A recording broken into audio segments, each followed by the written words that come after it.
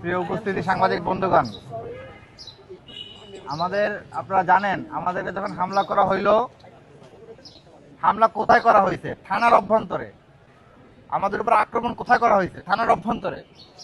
এমনকি থানা ভাঙচুর করা হয়েছে। পুলিশের তো উচিত ছিল পুলিশ বাদী হয়ে নিজে মামলা করা এবং মামলা করে ব্যবস্থা গ্রহণ করা, কিন্তু পুলিশ কোনো ব্যবস্থা গ্রহণ করে নাই। বরঞ্চ আমাদের উপর যাতে হামলা হতে পারে সেই হামলার প্লট তারা তৈরি করেছে থানার অভ্যন্তর থেকে পুলিশ সরিয়ে দেওয়ার মাধ্যমে। আপনারা সংবাদ মাধ্যমের মাধ্যমে দেখেছেন, গণমাধ্যম মারফতে দেখেছেন যে 1 ঘন্টা শাহবাগ থানায় ছিল না। এটি কোনো বিচ্ছিন্ন ঘটনা হতে পারে না, এটি সম্পূর্ণ পরিকল্পিত ঘটনা।